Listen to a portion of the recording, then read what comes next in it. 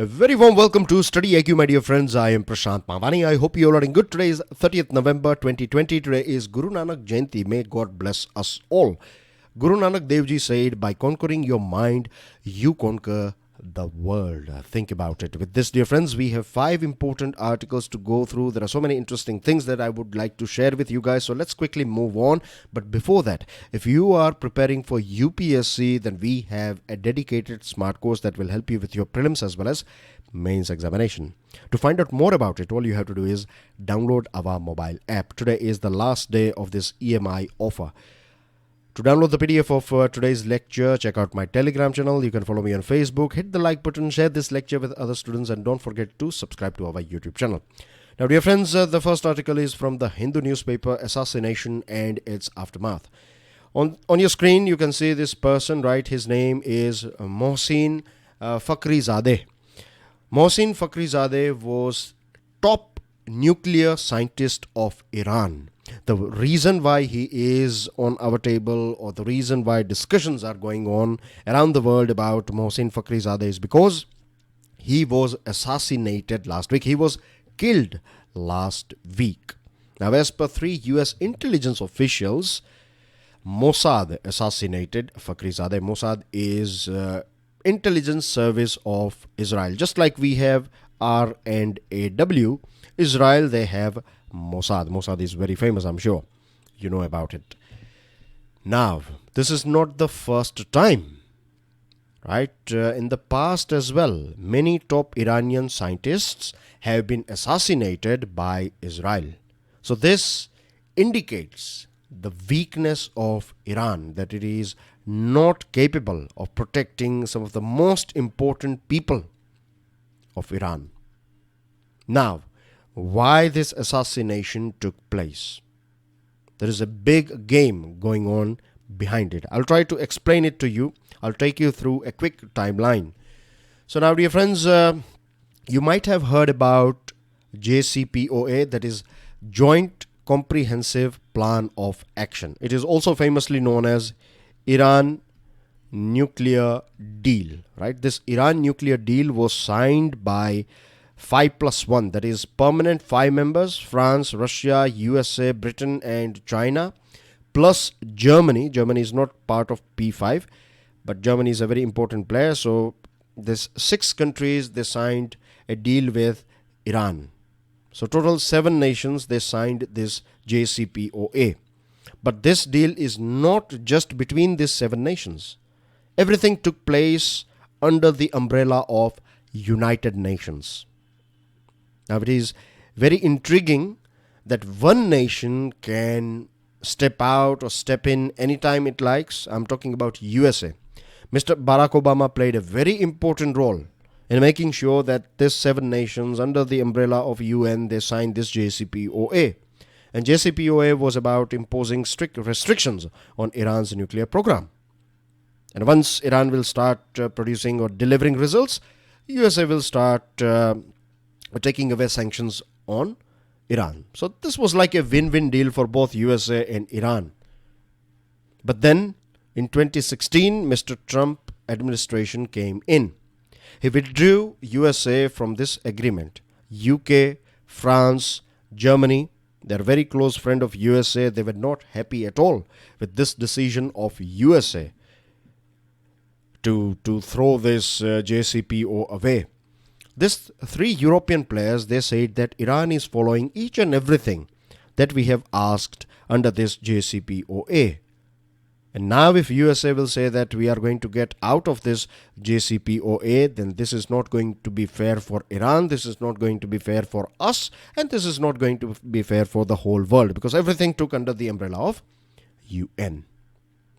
So when USA withdrew itself from the agreement, on the other side, Iran started enriching uranium and started its, restarted, you can say, its nuclear weapons program. Now we have Joe Biden. Officially, he has not taken over yet, but he is going to be in charge hopefully from January 2021. So during his campaign, he has said that he is going to return to the JCPOA if Iran agrees to conform to its parameters.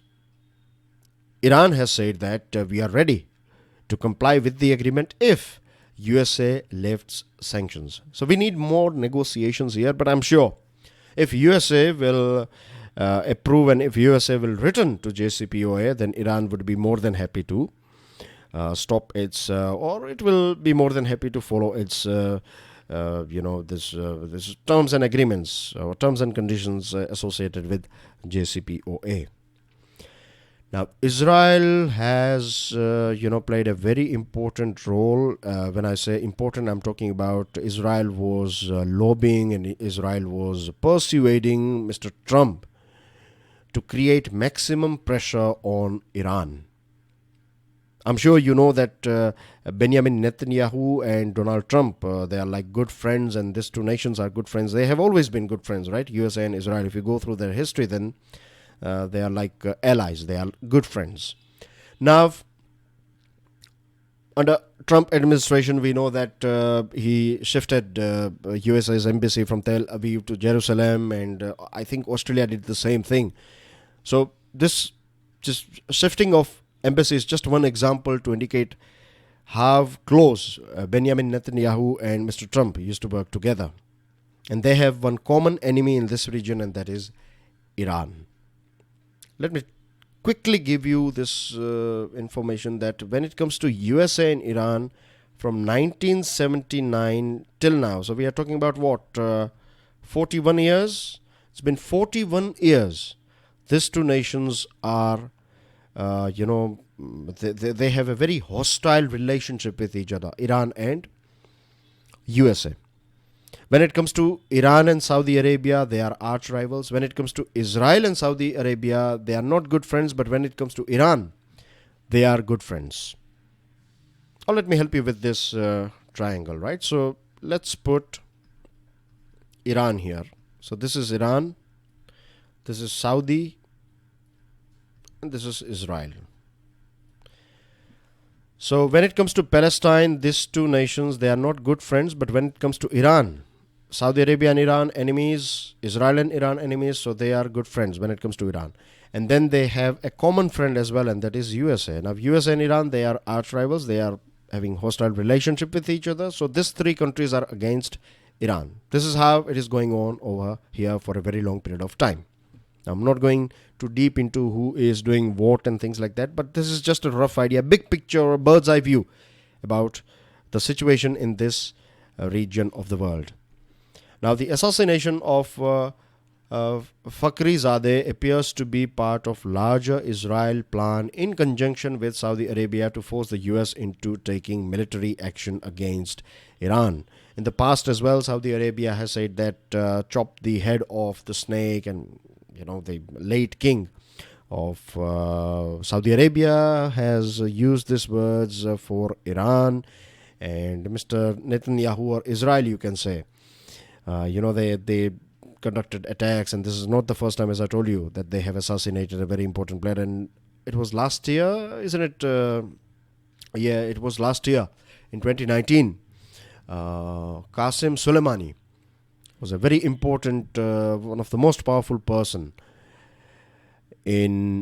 of Iran, right? He was assassinated by USA. So this sort of things have taken in the past as well. And Iran is not a soft country. Mind you, a country that is capable of having hostile relationship with USA from last 40 years, you can understand that country is, you cannot take that country lightly, right? So Iran is also not a weak player. But this whole situation, this Fakhrizadeh's assassination is a win-win situation for Israel. Why? I'll tell you.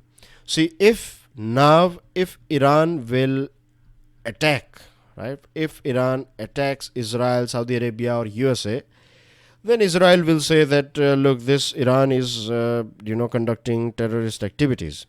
And if Iran will not do anything about it, then it will send a signal to the people of Iran that Iran is weak, or the current government is weak, and they need a strong government. Now, the opposition in Iran, they are very aggressive, and they are anti-USA, and they are anti-JCPOA.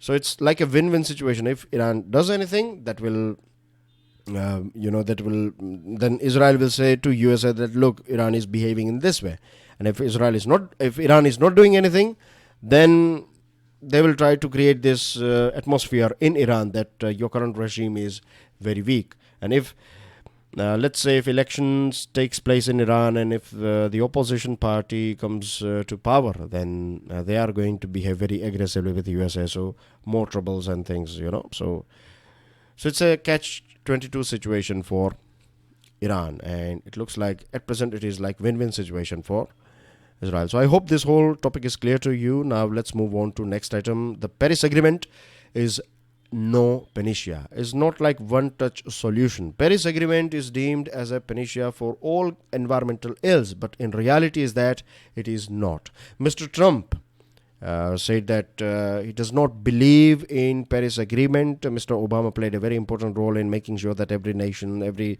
major countries and everyone together we signed this Paris Agreement back in 2015. And then Mr. Trump came in and he stepped out of this Paris Agreement. Now many scientists and environmentalists as well, they believe that this Paris Agreement is not enough. First of all, let me tell you one more thing, that see, when scientists and environmentalists are saying that Paris Agreement is not enough, they are speaking from scientific point of view. They have few logical things to say that or to prove that Paris Agreement is not enough. But when Mr. Trump is saying that Paris Agreement is not enough, the reason why he's saying is because under Paris Agreement, developed nations, they have to transfer money to developing countries. And this is the main problem for Trump.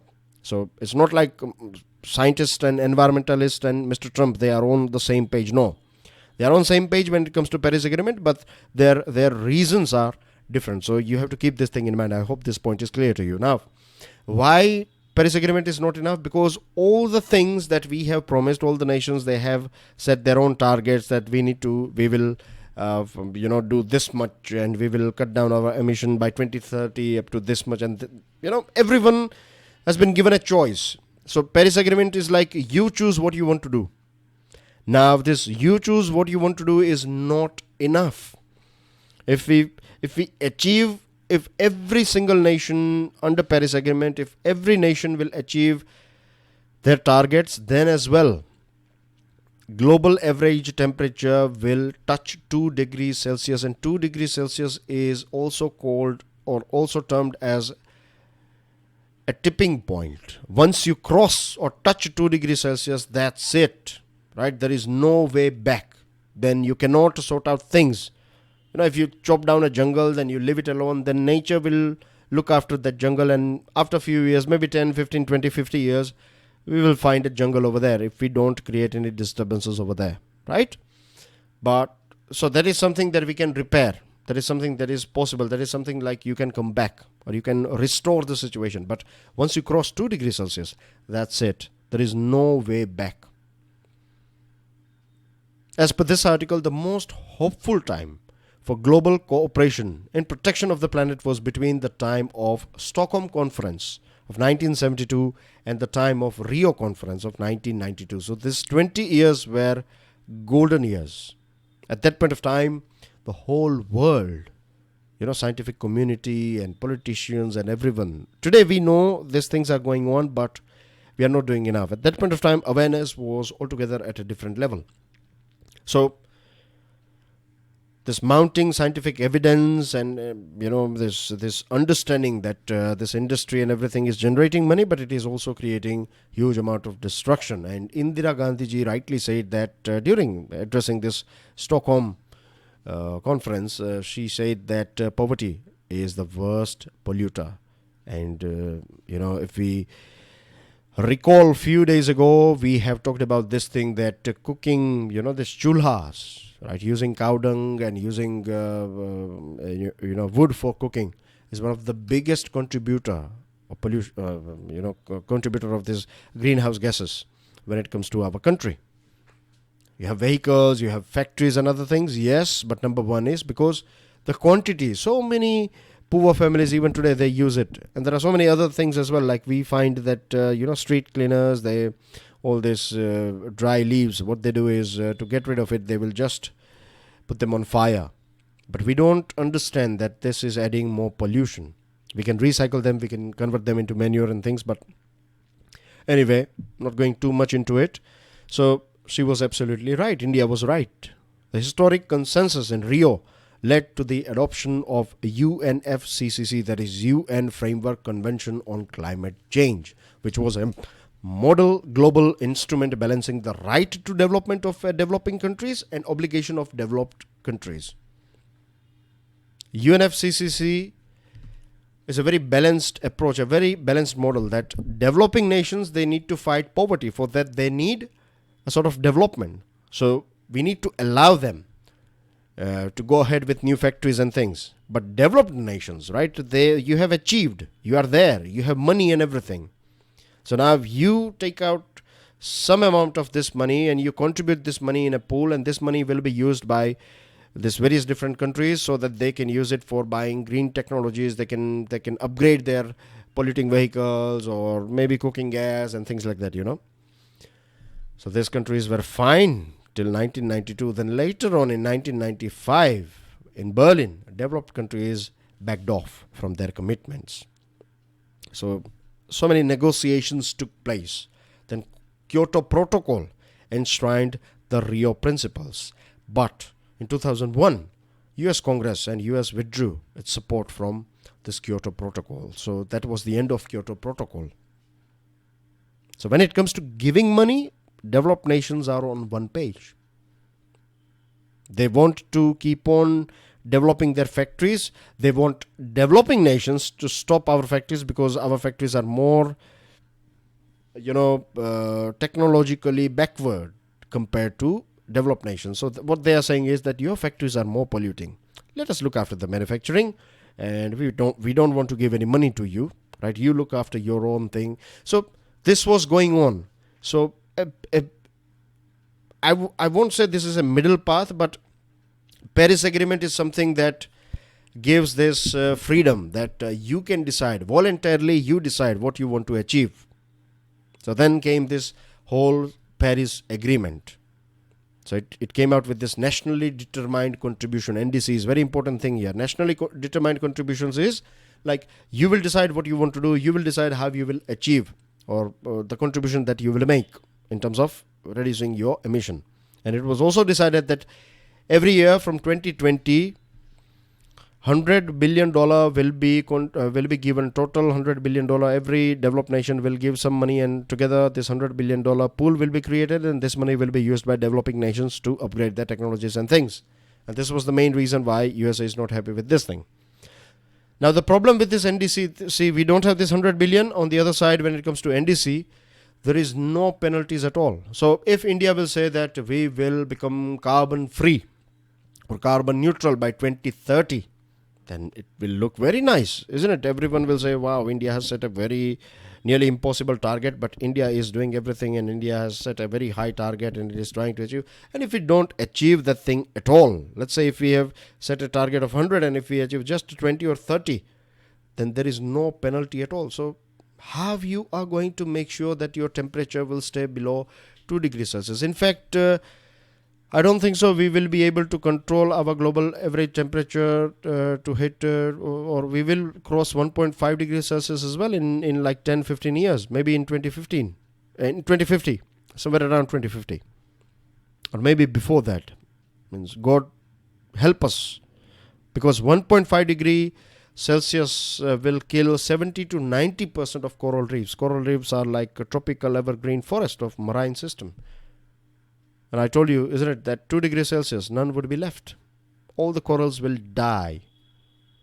So here you can see this big game is going on when it comes to money. No one wants to share their money. And when it comes to sharing advice, everyone is ready to give one. And no one is ready to take any sort of serious action. This is the state of our world. Whether we like it or not, this is the ground reality. So yes, we can safely say that Paris Agreement is not a panacea. Moving on to the next item. This one is about farm laws. Now, we have already talked about it, isn't it? But here I found this article, editorial to be precise, in today's The Hindu newspaper. So I thought let me quickly take you through some important points. So more than 500 farmers Unions are now on a path of agitation. Their main concern is the heart of this issue is MSP. Farmers are not sure, means they are afraid that the government eventually will get rid of this MSP, so they will be left with nothing at all. The other problem that farmers are raising is that uh, that government has came out with this new laws. That's fine. Now we have more options. We have more sellers, right? We are not just limited to selling our produce to APMC, but we can sell it on ENAM and we can sell it to any other person having just PAN card. So all this thing is fine. But what will happen if something like PepsiCo versus Gujarat farmers will take place? What will happen with if we have some situation like sugarcane farmers not getting their money on time? So they are afraid about this exploitative market forces. On top, fear of elimination of MSP. So these are the two main issues that farmers are facing. The third one, I think farmers have to understand here. I don't agree with farmers here that they are agitating because government has said that under this Electricity Amendment Bill 2020, they fear that subsidized electricity will end. And I think we need to get rid of this subsidized electricity. The reason is that when you provide free electricity or subsidized electricity, they don't value electricity and they take out huge amount of water from groundwater. They extract huge amount of groundwater, and this is not healthy for our environment. So here farmers have to understand, and government can educate farmers about it, that why we need to get rid of this subsidized electricity.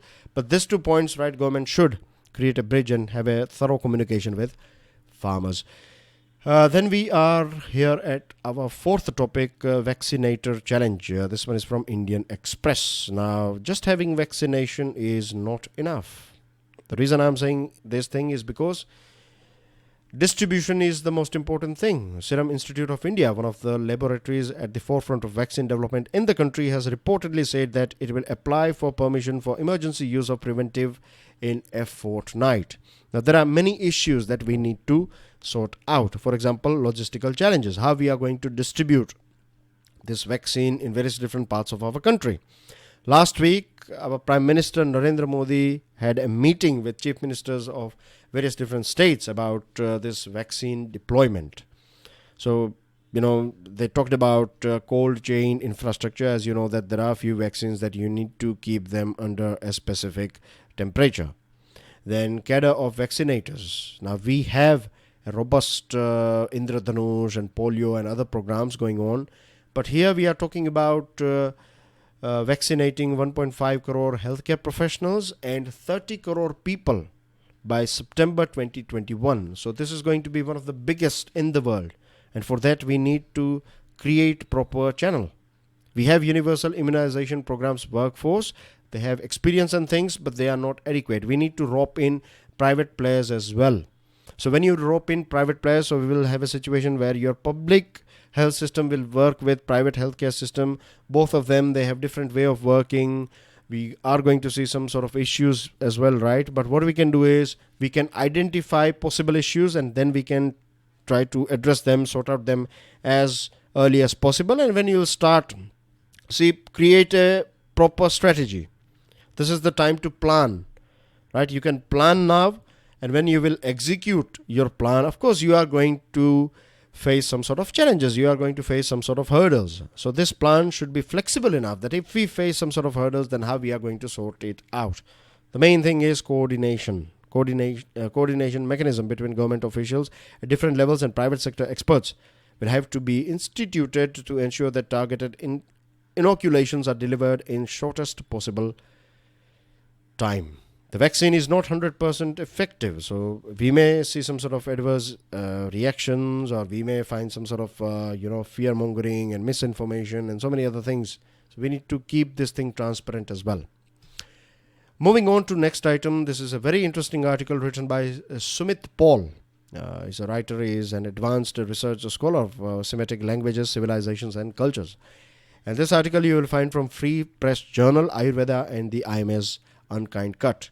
So back in 1997, back in 2004, Lancet has said that Ayurvedic doctors should not be allowed to conduct surgeries. Now, Government of India, the central government has amended Indian Medicine Central Council Regulations 2016.